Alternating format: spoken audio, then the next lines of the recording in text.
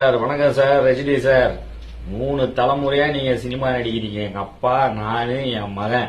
இன்னும் நீங்க ரிட்டையர்மெண்ட் கொடுக்கல. எங்க அண்ணன் கொஞ்சம் திரும்பி பாருங்க. உங்க பக்கத்துல தான் நின்னுக்கிறாரு. மரியாதை காரணமா தான் உங்களை அவர் மீறல. அண்ணனோட தளபதியோட தளபதி ஆதவ அர்ஜுனா அண்ணன் மன்னிப்பு கேட்டாரு. இதுதான் ஒரு கட்சி தலைவனுக்கு உண்டான பண்பு, அவருக்கு கீழ்ப்படுகிற நிர்வாகிகளோட பண்பு. இதெல்லாம் நிறைய பேர் கத்துக்கணும். டாப் பொசிஷன்ல இருக்குது இன்னைக்கு டிவிகே கட்சி தமிழ்நாட்டில். எந்த கட்சியிலாவது இப்படி கேட்டிருப்பாங்களா? அவரு பார்க்காத பிரச்சனையா சினி ஃபீல்டுல? நீங்க யாருக்கோ தானே சப்போர்ட் பண்ணீங்க, இவருக்கு என்னையும் நீங்க சப்போர்ட் பண்ணிக்கிறீங்க. ஒரு ஃபங்க்ஷனுக்கு போனீங்க, என் தலைவனை பின்னால சீட்ல உட்கார வச்சீங்க. கூட்டம் பார்த்தா பிச்சு இருந்தது. அவர் ஒய்ஃபோட உட்கார்ந்தாரு 2வது சீட்ல கம்முன்னு. அவரு சினி ஃபீல்டை விட்டு வந்துட்டாரு. இப்போ நீங்க முதல்ல ஒரு ஃபங்க்ஷனுக்கு போயிருந்தீங்க, அங்க நீங்க இருந்தீங்க பின்னால் ரோல. எங்க தலைவன் அந்த இடத்துலயே இல்ல. கூட்டம் இருந்ததா?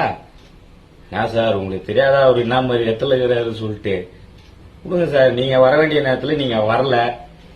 அண்ணா அவர் சொன்னாரு, வந்துட்டாரு. இல்ல உங்களுக்கு என்ன பிரச்சனை இருக்குதுன்னு எனக்கு ஒண்ணுமே புரியல. தப்பு சார், அப்படிலாம் சொல்லாதீங்க. ஏன்னா எல்லாம் ஒரு வழி வச்சுருக்கிறீங்க. ஒருத்தர் ஜெயிச்சிட்டாருன்னா உடனே பூங்கொத்து ஊத்து காம்ப்ரமைஸ் ஆயிடலாம். நடிப்பு உலகண்டா சார்.